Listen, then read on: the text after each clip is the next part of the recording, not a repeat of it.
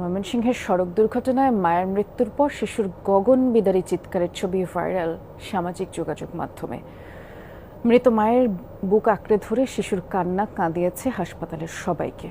ময়মনসিংহের ভালুকায় সড়ক দুর্ঘটনায় মারা যায় শিশুটির মা। প্রথমে পরিচয় পাওয়া যাচ্ছিল না শিশুটির, পাওয়া যাচ্ছিল না কোনো স্বজনকেও, পরে পরিচয় মিলেছে।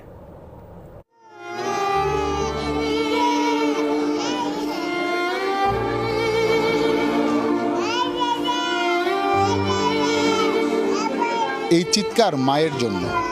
হয়তো এভাবে বারবার হাতের ইশারায় অবুঝ শিশুটি দেখাচ্ছে ওই তো আমার মা, কিন্তু মা তো নেই, সড়ক দুর্ঘটনায় মারা গেছে।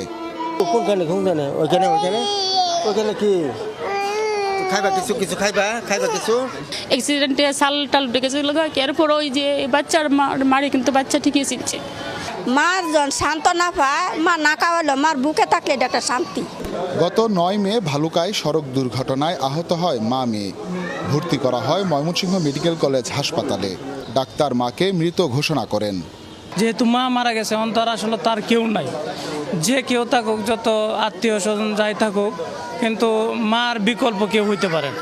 2-3 দিন যাবত আমি বাচ্চাটা দেখতাছি, আমাদের ওয়ার্ডের লোকজন যারা আছে ওনারাও দেখতাছে, ওই যার মনে আছে তার কোলে যা, কিন্তু আমরা কান্না থামে না আর কি, আমরা যথেষ্ট চেষ্টা করতেছি। এরপর থেকেই শিশুটির চিৎকার। ওয়ার্ডে থাকা অন্য রোগীর স্বজনরা কোলে তুলে শান্ত করার চেষ্টা করেন।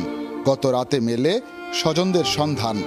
কামিরদিয়া নামক স্থানে যে অজ্ঞাতনামা গাড়ির চাপায় যে মহিলা গুরুতর আহত হয়, ইতিমধ্যেই তার ঠিকানা শনাক্ত করা সম্ভব হয়েছে। তার বাড়ি সুনামগঞ্জ জেলা দোয়ারা থানা এবং তার ভাই ইতিমধ্যেই সিলেট থেকে রওনা দিয়েছে।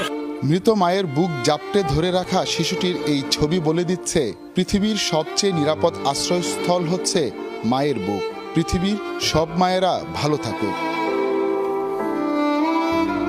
হুসাইন শাহিদ।